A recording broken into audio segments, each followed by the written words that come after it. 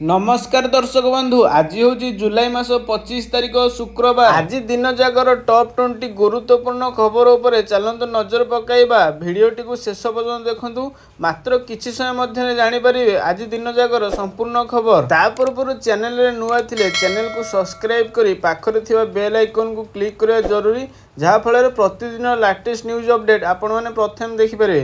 तो चलतु आज संपूर्ण खबर उपरे नजर पकाइबा। तो आज प्रथम खबर, 12 जिला को सतर्क घंटी, आगामी 3 घंटा सतर्क रुह। 17 जिला प्रबल छेचिए वर्षा परामर्श। आगामी 3 घंटा पर्यंत 17 जिला को येलो वार्निंग जारी कर सतर्क रहिबाकु परामर्श देइछि आंचलिक पाणीपाग केन्द्र। वर्षा घड़घड़ी सह झड़ तोफान पूर्वानुमान करी कलाहांडी, भद्रक, रायगड़ा, बालेश्वर, मयूरभंज, नुआपड़ा, कंधमाल, कटक, कोरापुट, नवरंगपुर, गजपति, गंजाम, पुरी, खोर्धा, भुवनेश्वर सहर, केन्द्रापड़ा, जगतसिंहपुर एवं मालकानगिरी एही सब जिलार गोटे किंबा दुईटी स्थान में आगामी 3 घंटा मध्य वर्षा और घड़घड़ी सह झटका पवन 30 ରୁ 40 किलोमीटर प्रति घंटा हेबार संभावना रही। सेहीपरि आसंता काली पई मध्य अनेक जिला को ऑरेंज वार्निंग और येलो वार्निंग जारी करिछि पाणीपाग केन्द्र। ऑरेंज वार्निंग जारी करिथिबा जिला हेउछि मयूरभंज, बालेश्वर और केन्दुझर। एही तीनोटी जिलार गोटे किंबा दुईटी स्थान में प्रबल अति प्रबल वर्षा घड़घड़ी सह झटका पवन 30 ରୁ 40 किलोमीटर प्रति घंटा हेबार संभावना रही।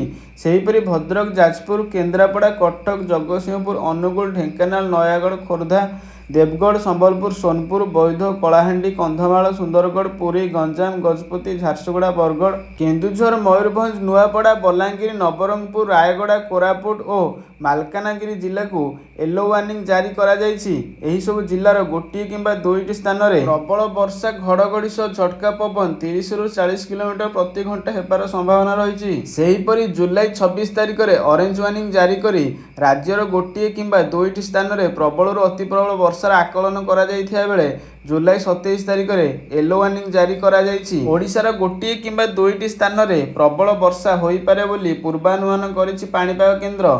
एपटे जुलाई 27 ରୁ 30 तारिख जाए पागरे कोनोसी बड़ परिवर्तन देखाजिबो नाही बोली आकलन करिछि आंचलिक पाणीपाग केन्द्र। परवर्ती खबर, एफएम छात्री एकादश पालन 50,000 रु अधिक लोकों समागम आशंका। एफएम छात्री एकादश भोगराई हेब पालन। छात्री स्मृतिचारण कमिटी पक्षरु श्रद्धा सुमन समर्पण कार्यक्रम आयोजन करा जायछि।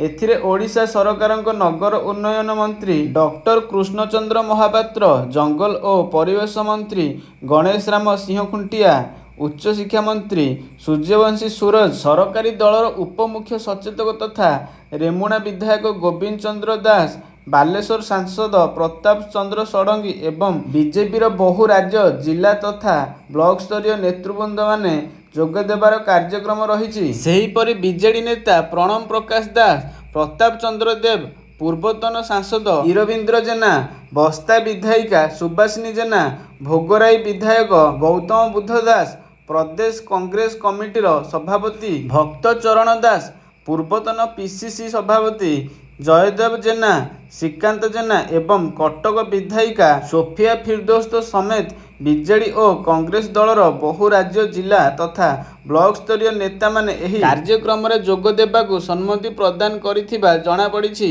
एही कार्यक्रम रे प्राय 50,000 रु ऊर्ध्वर लोकंक समागम को दृष्टि रखी स्थानीय प्रशासन पक्षरु व्यापक सुरक्षा व्यवस्था ग्रहण करा जायछि। परवर्ती खबर, आजिठु नुआ नियम, ट्रेन टिकट रे नुआ नियम लागू। आजिठु जरूरीकालीन कोटारे एमिति बुकिंग करिवो रेलवाई। भारतीय रेलवाई आजिठारु जरूरीकालीन ट्रेन टिकट को नहीं नुआ नियम लागू करिछि।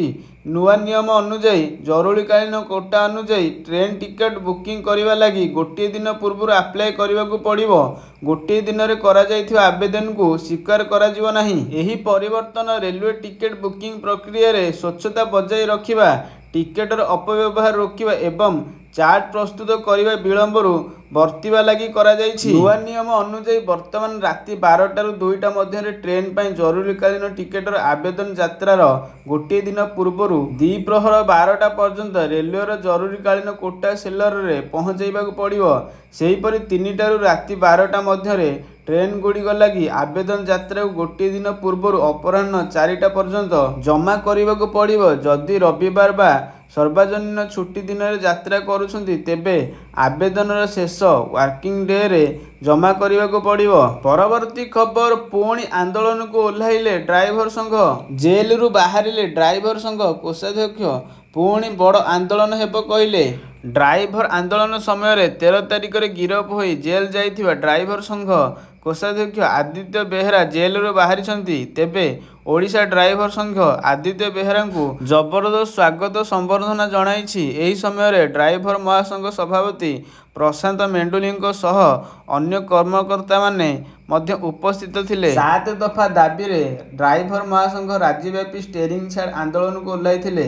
ବିଶୃଙ୍ଖଳା ସୃଷ୍ଟି କରିବା ଅଭିଯୋଗରେ ରାଜ୍ୟ ଡ୍ରାଇଭର ମହାସଂଘ କୋଷାଧ୍ୟକ୍ଷ ଆଦିତ୍ୟ ପ୍ରସାଦ ବେହେରାଙ୍କୁ ପୋଲିସ ଗିରଫ କରିଥିଲା। ଡ୍ରାଇଭରମାନେ ଧର୍ମଘଟ ଆଳରେ ବିଭିନ୍ନ ସ୍ଥାନରେ ବିଶୃଙ୍ଖଳା କରୁଛନ୍ତି ଏବଂ ଅନ୍ୟ ଡ୍ରାଇଭରମାନଙ୍କୁ ମରାଧରା ଏବଂ ଧମକାଉଛନ୍ତି ବୋଲି ଭୁବନେଶ୍ୱର ମଞ୍ଚେଶ୍ୱର ଥାନାରେ ଅଭିଯୋଗ କରିଥିଲେ ମିନି ଟ୍ରକ୍ ମାଲିକ ସଂଘ, ଯାହାପରେ ତାଙ୍କୁ ଗିରଫ କରାଯାଇଥିଲା। ଅନ୍ୟପଟେ ସରକାର ସଂଘର ଦାବି ନ ଶୁଣିଲେ ଆଗକୁ ଆନ୍ଦୋଳନ ତୀବ୍ର ହେବ ବୋଲି କହିଛନ୍ତି ସଂଘ ସଭାପତି ପ୍ରଶାନ୍ତ ମେଣ୍ଡୁଲି। ତ ଫ୍ରେଣ୍ଡସ୍, ଇଏ ଥିଲା ଆଜି ଦିନ ଯାକର କିଛି ଗୁରୁତ୍ୱପୂର୍ଣ୍ଣ ଖବର। ତ ଭିଡ଼ିଓ ଆପଣଙ୍କୁ କିପରି ଲାଗିଲା? ଭିଡ଼ିଓ ଯଦି ଭଲ ଲାଗିଥାଏ ତାହେଲେ ଭିଡ଼ିଓକୁ ଗୋଟେ ଲାଇକ୍ କରିବା ସହିତ ଚ୍ୟାନେଲକୁ ସବସ୍କ୍ରାଇବ୍ କରିବେ ଆଣ୍ଡ ପାଖରେ ଥିବା ବେଲ୍ ଆଇକନକୁ କ୍ଲିକ୍ କରିବା ଜରୁରୀ, ଯାହାଫଳରେ ପ୍ରତିଦିନ ଲାଟେଷ୍ଟ ନ୍ୟୁଜ୍ ଅପଡ଼େଟ୍କୁ ଆପଣମାନେ ପ୍ରଥମେ ଦେଖିପାରିବେ। ତ ଭିଡ଼ିଓ ପୁରା ଶେଷ ପର୍ଯ୍ୟନ୍ତ ଦେଖିଥିବାରୁ ଆପଣଙ୍କୁ ବହୁତ ସାରା ଧନ୍ୟବାଦ।